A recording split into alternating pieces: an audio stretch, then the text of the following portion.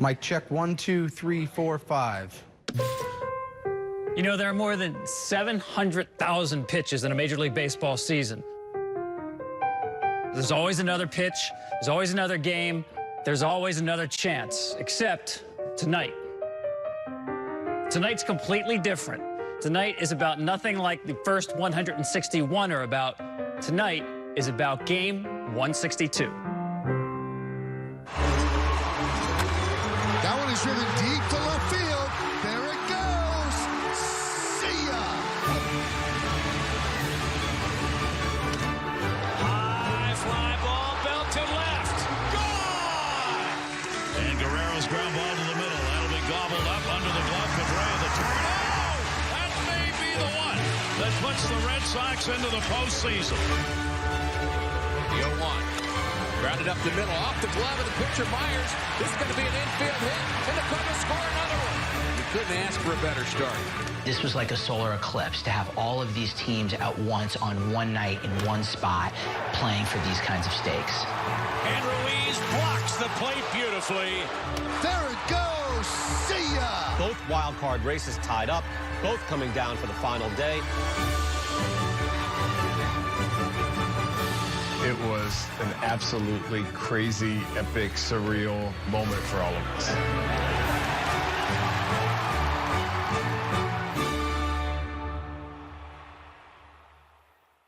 You think about all the things that came together on that day.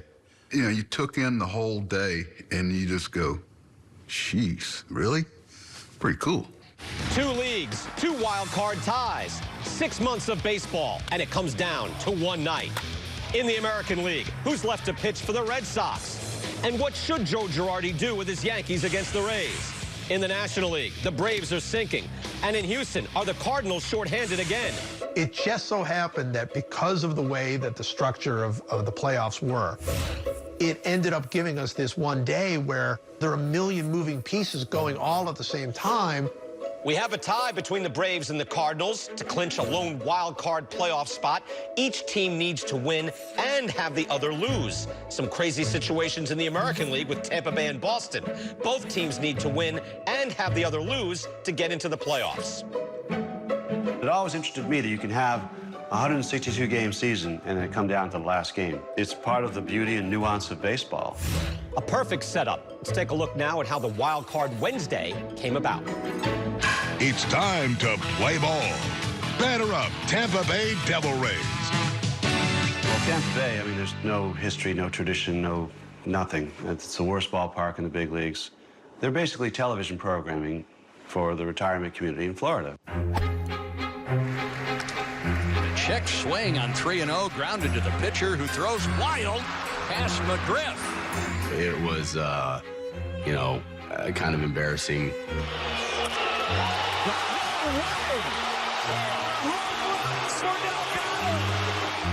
Wildly unsuccessful. I think the best way to sum them up is that in 2005, they won 70 games for the first time in their history and did a champagne toast to celebrate that.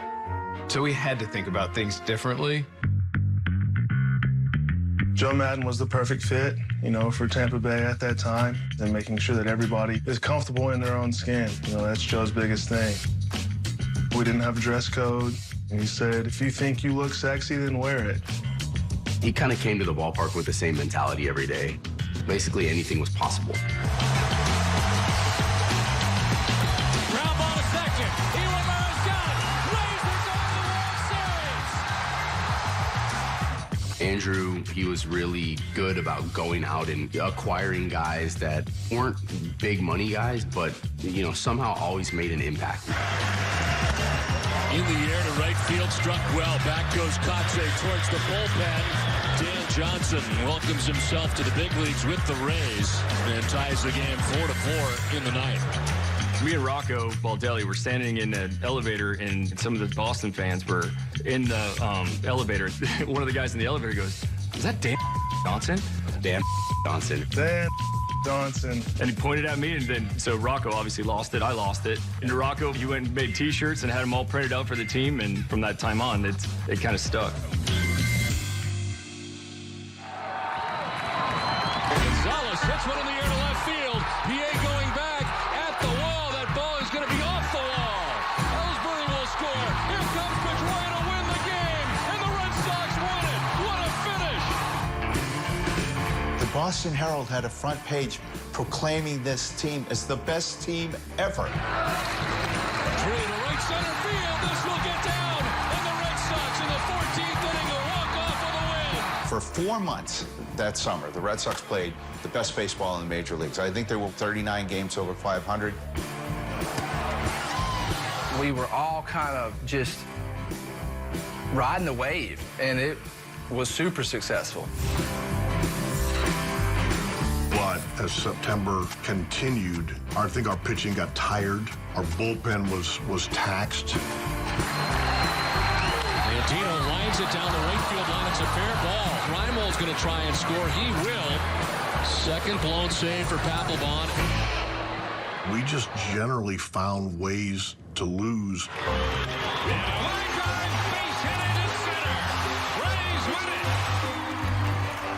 I thought, no way anybody catches the Red Sox. Ground ball back to Johnson. He throws to first, and the ball game is over. The Baltimore Orioles come into Fenway Park, and they take 3 out of 4 games from the Red Sox. And it was amazing how much it changed in 2 weeks. 3-2 to fly ball into left. Desmond Jennings there. The Rays are winners. And at the moment, the Rays are half game up in the wild card race. Again, the 3-2 delivery. Jones grounds it down to third. Big hop played by Lowry. Throwing it first. And there is still a tie in the wild card. The wild card in the American League, dead even. 90 and 71, the Rays and the Red Sox. I grew up a Braves fan, and loving Chipper and Glavine and Smoltzy and Javi and everybody. I somehow made it to the big leagues, and then of all teams that get traded to, I get traded to Atlanta. Swing and a high fly ball left center. Bird going back. It is out. A new Atlanta record for Dan Uggla. The Braves were sort of a surprise story. They had Chipper Jones kind of making his last hurrah, and then they got these unexpected contributions from all of these gifted rookies. Freddie Freeman at first base, Craig Kimbrell coming out of the bullpen. They were a young, exciting team that maybe played a little bit over their head. In September, some of that weight on those rookies may have manifested itself because that lead started to dwindle. And then next thing you know, the ball just kept rolling in the other direction from us. Kimbrell ready, not running. Infante, left field, get out of here, ball game! And the Braves lead in the wild card has melted to 2.5 games. As a Cardinal, by the time I got here in 2003, every year coming into spring training, our expectation was to win. So coming into 2011 was nothing different.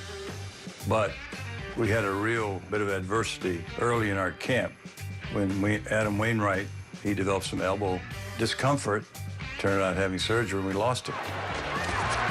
High throw, and Votto comes down on the... Pujols had his worst season as a Cardinal. It was a really difficult year for the team. But the most unusual one that I forget about most of the time is the shingles. I felt something in Arizona. I just thought I had some kind of discomfort. He was a mess. I mean, he had things on his face, and I didn't realize how much pain that was caused. But I mean, there was points where he could not get out of his office. The whole side of my face was all ugly colors and scabby looking, and kids start screaming and crying. Man, it was scary. I know after that happened, everybody in the clubhouse was worried about shingles. They're out of it. September 1st, no one thinks they have a shot. We had a team meeting and spoke up, and we were just like, screw it, let's go out and take one day, play like we can play, we're a good team, and just see what happens. There's a line drive to center field. It's deep enough to score the winning run for the Redbirds as the Cardinals win Game 1 with Atlanta. So we won the series and we knocked 3 games off. Then we felt that we had a real shot.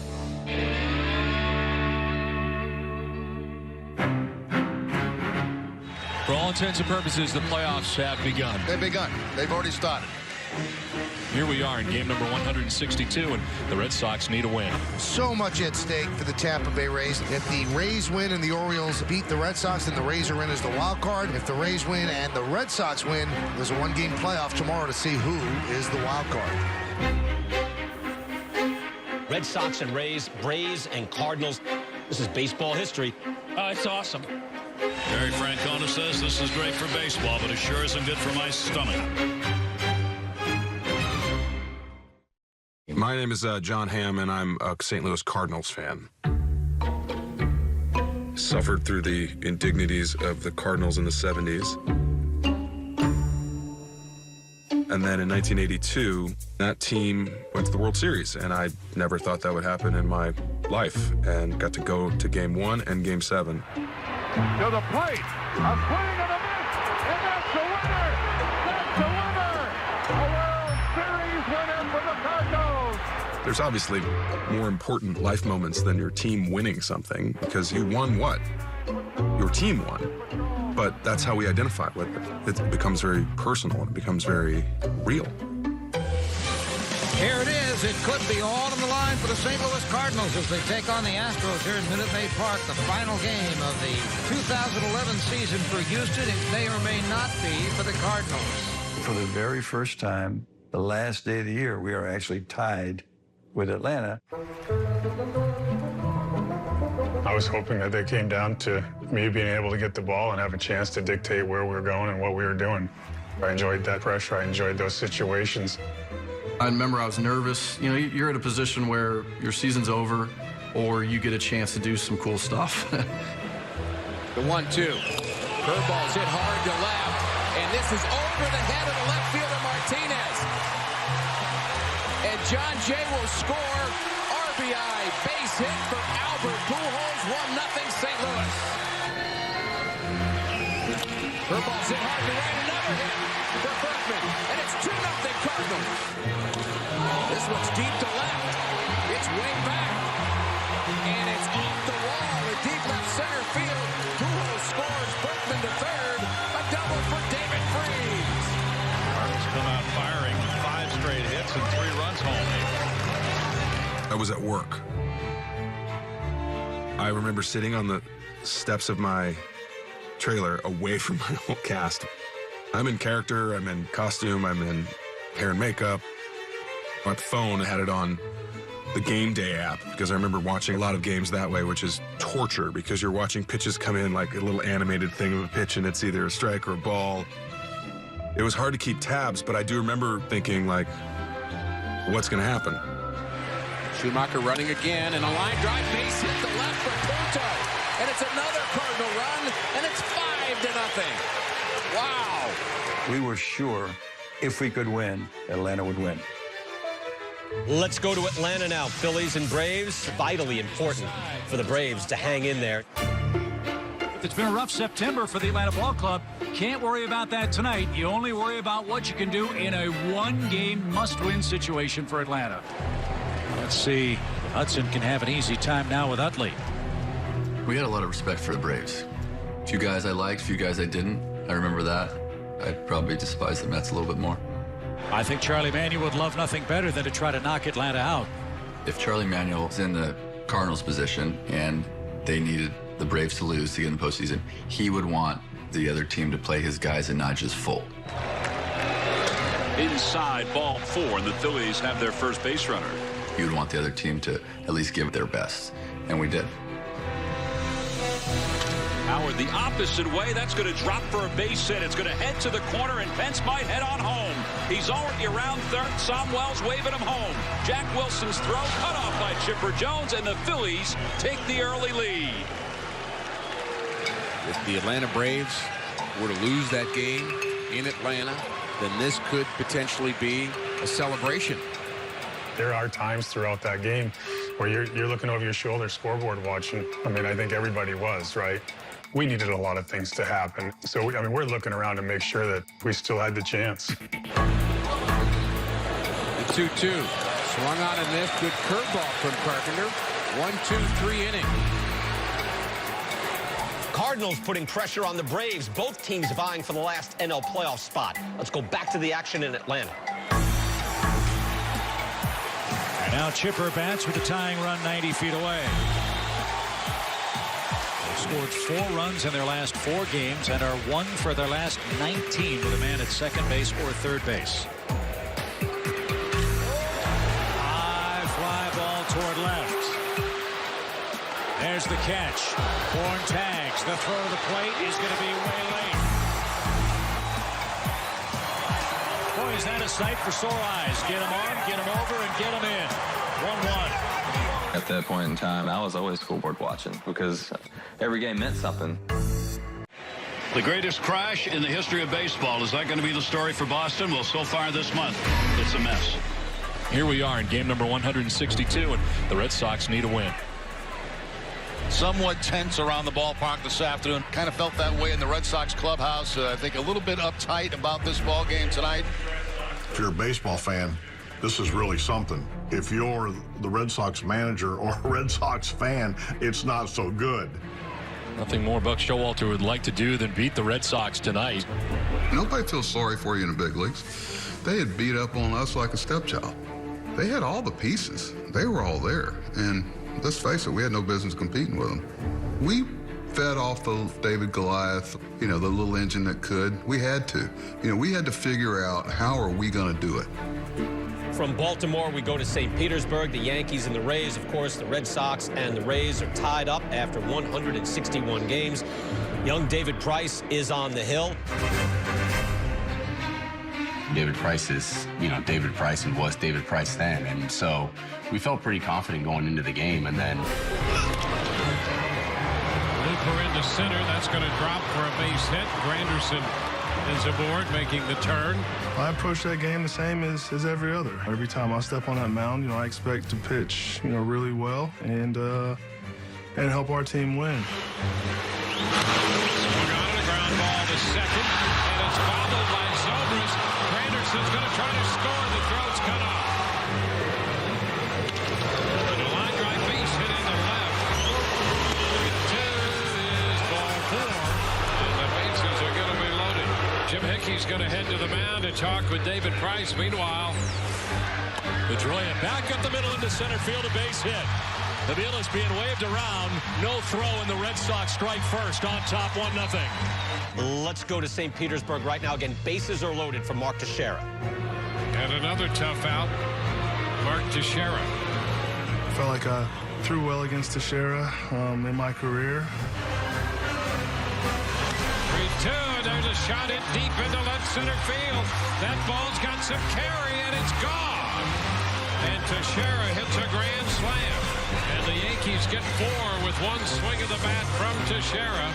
what, damn, all right, like, what's Boston doing, And then Boston was winning. So I was like, man, we got our work cut out for us,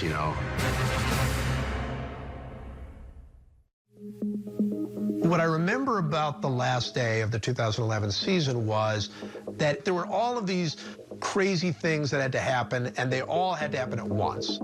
If they lose and they win and they lose, then this, and there was so much time during that day where everything was in the air. Cole Hamels, first career relief appearance. The Braves are getting base runners aplenty in the early innings, but they've only scored once. Let's see if Uggla can pick up Prado. 2 outs. You talked about somebody that I really struggled against was Cole. I mean, I think there's about a 3-year stretch to where I didn't get a hit off of him. Like, seriously. High fly ball belted left. Track, ball, gone.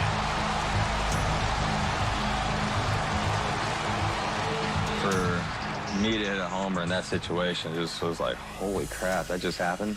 A 2-run homer, and the Braves have their first lead of the night. It's 3-1 Atlanta after 3. The Braves doing their best to avoid an epic collapse and sneak into the playoffs. Let's go to Houston and see what the Cardinals are doing.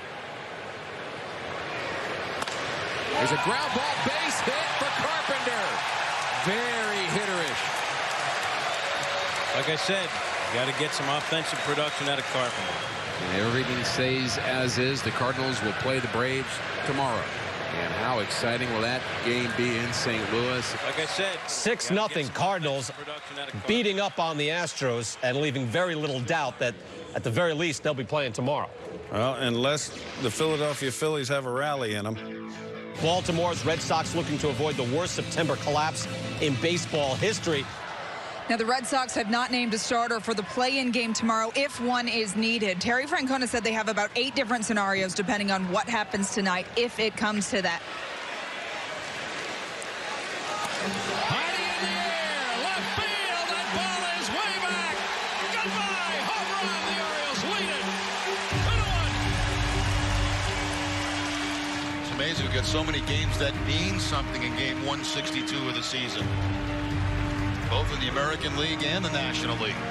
Back to St. Petersburg, Yankees and Rays. Now with the Rays down by 5, Teixeira hits a long one, deep to left, and Jennings will watch it sail out. Teixeira on a 1-0 pitch hits a fastball out of here. A grand slam in the second, and a solo shot in the fourth, and that makes it 6-0. One hit by the Rays. One hit. You're not going to win getting one hit. They have their eyes right now on the Orioles. Please, Baltimore. One down in the 5th for Dustin Pedroia. Here's a drive to left for Pedroia. Reimel going back, and that is out of the yard. Dustin Pedroia willing his way to the postseason as the Red Sox take a 3-2 lead. Al Pedroia again gets one of those high fastballs and has a home run swing on it. This time he makes contact and takes it out of the ballpark. I felt that we were going to stumble into the playoffs, but that we were definitely going to make it.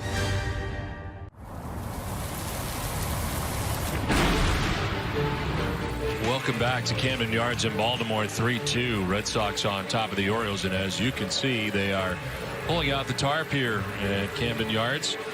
The thunder showers were expected throughout the night, and here they are. Last thing the Red Sox really want right now. And the Red Sox all go into their clubhouse, and they're watching and listening to Greg Amsinger on MLB Tonight saying, if you're a fan of the Red Sox, do me a favor. Next time you see a fan of the Yankees, just give them a hug. Say thank you. I think that's in order after this. 7-0? Everything just spews out of me. Verbal diarrhea is always my best stuff. Of course, keeping an eye on that situation there in Tampa. You know, they are desperate, so they could rally at any point. I'm joined now by Dan Shaughnessy from the Boston Globe. I hate sweating on television, and I knew this potential for Albert Brooks and broadcast news here, just the flop sweats and all.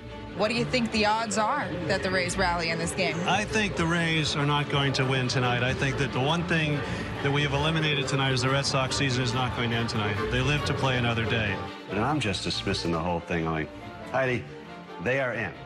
They're in. Don't even discuss them not being in. The worst thing that could happen, you'd have to play that game in Tampa tomorrow. You got to hold on to this 3-2 lead tonight. But the Rays aren't going to come back from 7-0 with 2 innings and a half to go. On we go from Tropicana Field. We head into the bottom of the 8th. New York took control early, and they have maintained that control. Boone Logan, the latest New York pitcher. I felt we were in a good spot. I felt I did what was right for the game of baseball. So I took a lot of my guys out. 7-0 Yankees. Derek Jeter, a spectator for the rest of the game. It was not a game that we had to have. The Yankees, they have that right. Their managers should be preparing their team for the playoffs. And whatever that means to the teams that they're playing, hang with them. Play better. David with a little looper, and that ball is going to fall for a base hit.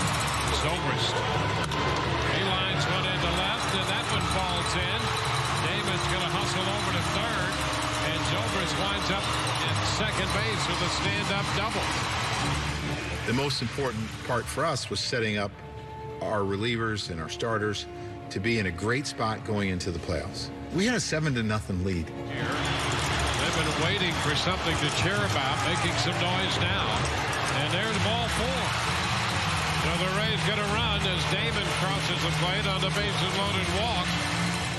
At that point, everybody, when you got to the plate, you were just trying to get the next guy up to the plate. The 1-2 pitch, and he's hit. That's going to force home a run. We go into the rain delay, and I think Theo and Ben Sherrington were in my office. It's a little office in Baltimore, and the game's on, and Tampa's kind of creeping back. And I'm like, don't relax, they're okay. Relax, they're okay. And Evan Longoria will bat. It would be fun, just for fun, if he hit a long one. Oh! I guess I just felt, let me just try and get aggressive and attack this fastball early. And there it is! Ball drive! Deep to left! Gone! Longoria hits a long one! little by little, they weren't being okay. A 3-run shot! And now it's a 1-run ball game. And the Rays are right back. 7-6 ball game. How about that, folks? It went from, oh my gosh, this insurmountable lead, there's no way we can catch up, to all of a sudden, here we are. We're 1 run down. Oh my. So, what's going on in Baltimore? Look at all the fans in the concourse. They're not leaving this. Oh, that's the Red Sox Nation. Oh, yeah. Undercover, and they're ready. They want to finish this thing. It's Kimbrel time, folks. He'll try to protect a 3-2 Atlanta lead and a chance to play on tomorrow. 3 outs to get. He has not pitched in 5 days. But for the year, he's got good numbers against the Phillies. 5 for 5 in saves, 7 innings, only 1 unearned run. I was completely confident with Kimbrel coming in. I was like, all right, we're going to lock this thing down. Line drive, Polanco into right field, a leadoff single. What was the word you used about the Phillies? Relentless. They're not going to make it easy for you. And then all of a sudden he gets a hit. It's like, man, I can't let him get the second. But what kind of pitch are they going to throw? Best pitch is the fastball. He's throwing at 98. Baltimore, and the bases are loaded. I just definitely see Kimbrel kind of. Kimbrel's given up a single and 2 walks with 1 out in the 9th. And now you've got to face Utley with the bases loaded, 1 out. Kimbrel was tough. He was young and just kind of up and coming at that time. And, I mean, he threw extremely hard. Chase is the last guy you want up in that situation with a guy on third. Fly ball toward left. That's going to be deep enough. Or tags.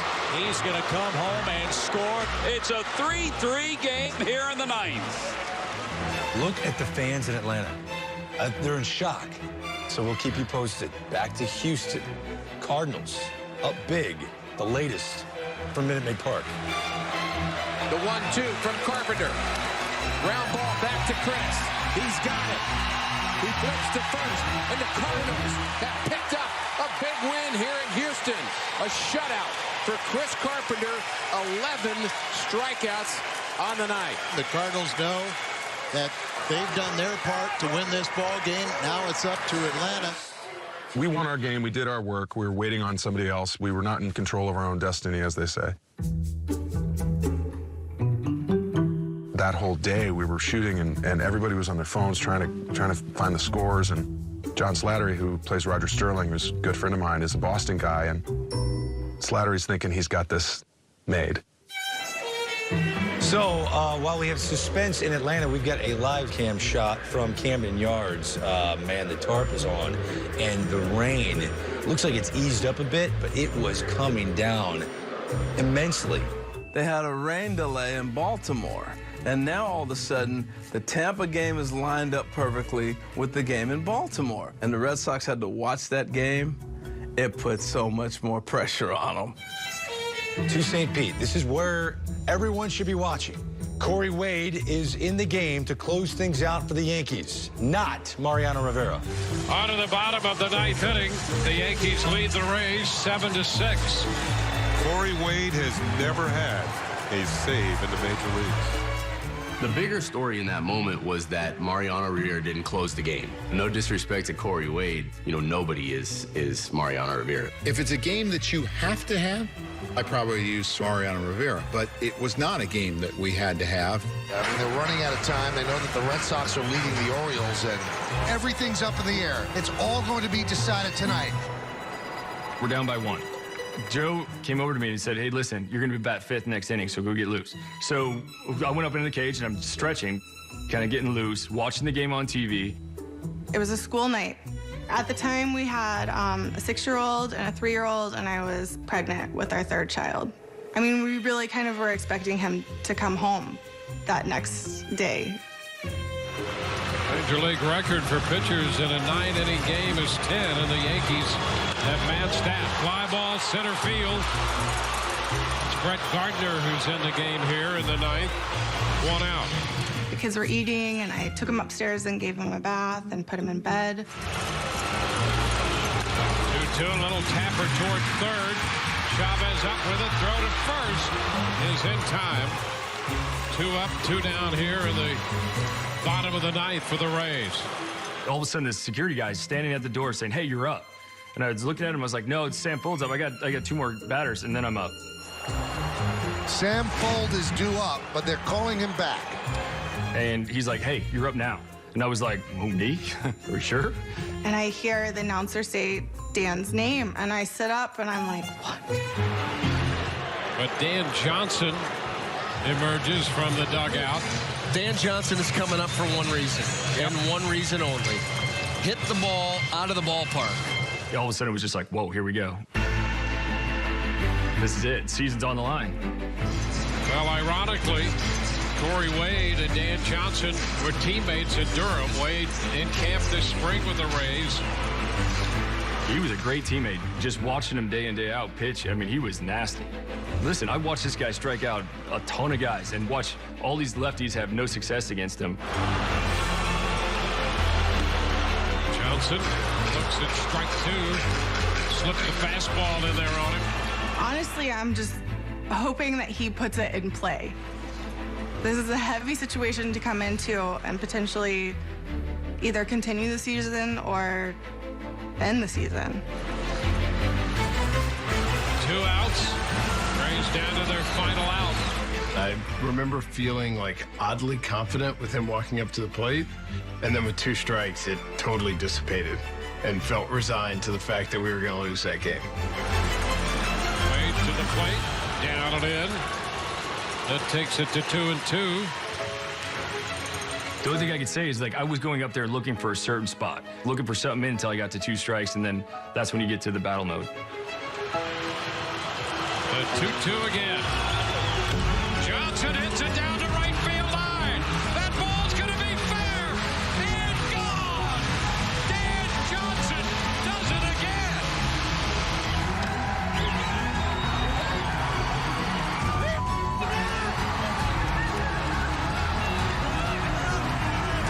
Oh, my goodness. Incredible. The Rays were down 7-0 in the 8th inning. He did it. He did it.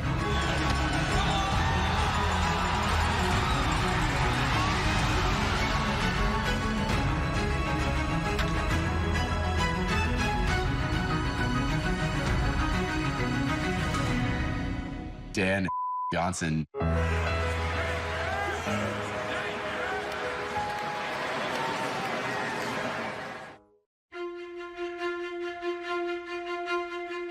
The Red Sox have a 3-2 lead, and Jerry, you and I have just watched the Tampa Bay Rays come from behind. An amazing story tonight from Tropicana Field. Just an incredible comeback by the Tampa Bay Rays. I always felt like if we could just keep it close, let's see what the baseball gods have in store for us. And there's a lot of motion in the ballpark. There's an uneasiness I could feel because there were so many Red Sox fans there. It reminded me of the pain that they had inflicted on our organization, and rightfully so. We weren't very good. Red Sox and Orioles tonight with an hour and 28-minute rain delay. Reynolds holding on Scudero at first base, and then Carl Crawford, the batter.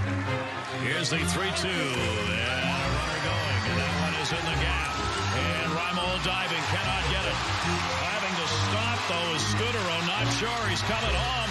Here's the relay throw, Hardy to Wieters. He is out! He's out!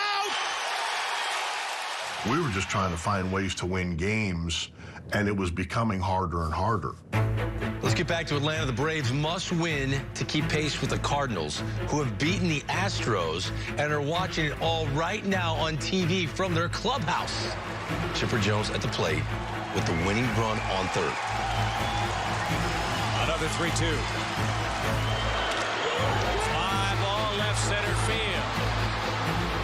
And a great running catch by Martinez. Every play was like we were playing for them. Everybody's like, oh, yeah, oh, no, oh. You know, there's all these reactions every time something happened.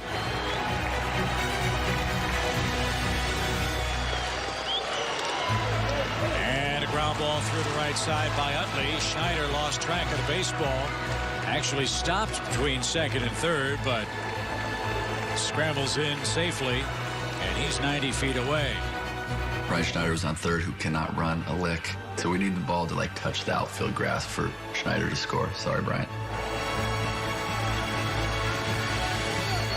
Benz breaks his bat, loops it over the head of Freeman. Uggla's got it, and the Phillies take the lead. Utley goes to third. It's an RBI for Hunter Pence. He just cue balls one in no man's land. The Phillies lead in Atlanta now. Are you kidding me? If the Braves lose, their season is over, and the Cardinals are going to the playoffs, folks. Freddie Freeman at the plate now with a tying run on base.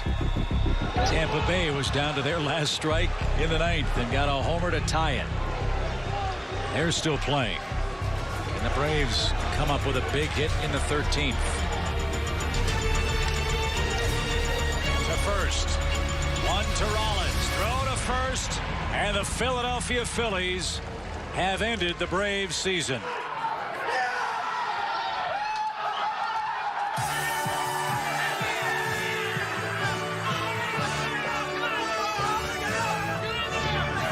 You guys went nuts. Fear and, like, out of control, crazy. It's just a total eruption. Nobody was having a bad day that day in St. Louis. There's so much energy, and you kind of can't believe it. The Rays and Yankees are tied at 7 in extra innings. The Red Sox are clinging to a one-run lead in Baltimore. Will the Boston Red Sox be celebrating their clubhouse tonight? Bottom of the ninth inning, 3-2. Red Sox on top of the Orioles, and Jonathan Papelbon in, trying to finish it off here for the Red Sox in game number 162 on the season. The bigger the atmosphere, the better I was. You know, I was just like, all right, let's rock and roll.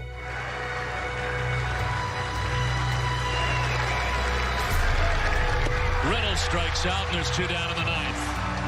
I love to show up every day, going into somebody's city, kicking their butt with a bunch of dudes. 2 down in the ninth inning as Chris Davis is coming up. I just remember him, young Chris Davis, like just free swinger kind of, man.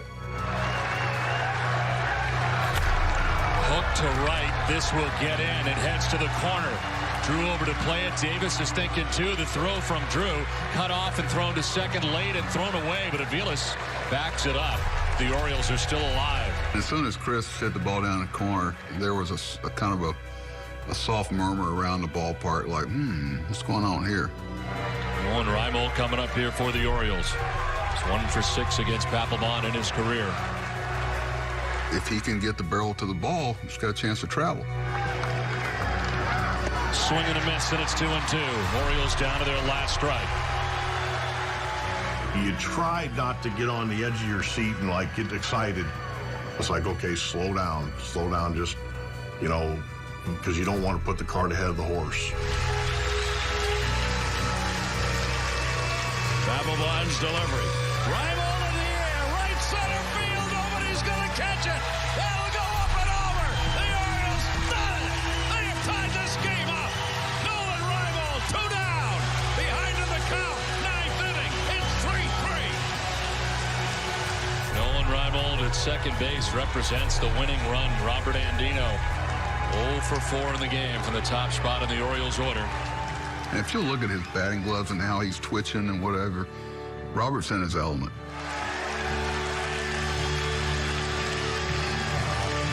Here's the 1-1 delivery. That is into right field, and now it's trapped. The Orioles coming to the plate. Reimold, they did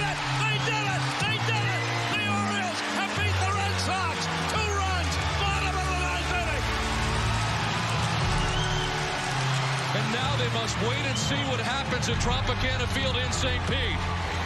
Write down the date, September 28th, and remember it. Remember where you were. It's now September 29th here on the East Coast. It's after midnight.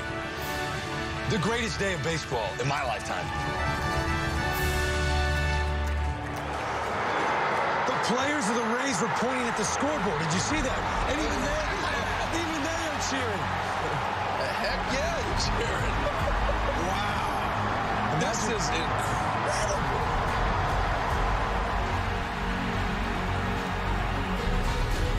This is a moment where, like, you can't help but be excited.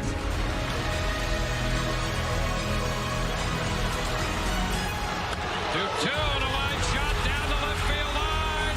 That ball is gone, and the Rays win it. A line drive home run by Evan Longoria, and the Rays storm the field. It's an 8-7 final on Longoria's second home run of the night, and moments after, Baltimore comes back to beat the Red Sox. Dan Plesat is freaking out. Are you kidding me? Harold runs away, and then he jumps like a kid. Harold runs away, but he comes back. He says, shucks. I remember looking at Harold and going, are you kidding me? Holy.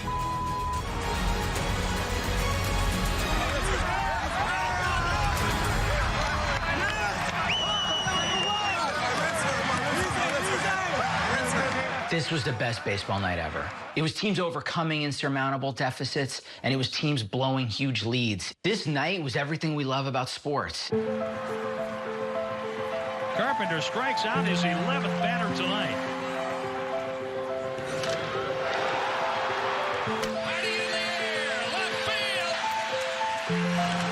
Driven deep to right field. It's time. Trust me, everything in my soul wanted to win that game. And I did everything I could to do it. Swing and a miss, strike three. Got him on a low fastball down and away. It's amazing how 1 minute, basically, can change the fortunes or misfortunes of so many people. But that day, man, to be a part of it is pretty cool. Do I wish I was on the better end of the stick? Hell yeah. Drilled deep to left field. It is a home run! A home run! Most joy I've experienced on a baseball field, probably ever. One of the most unbelievable finishes you will ever see. What's beautiful about our game is what happens when it gets off script. And we were way off script there. Here was this night where all of these different things had to happen for it to turn into this crazy night, and they all did.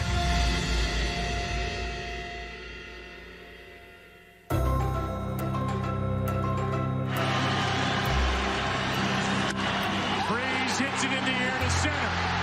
We will see you tomorrow night. Back is Craig. What a team. What a ride. The Cardinals are world champs in 2011.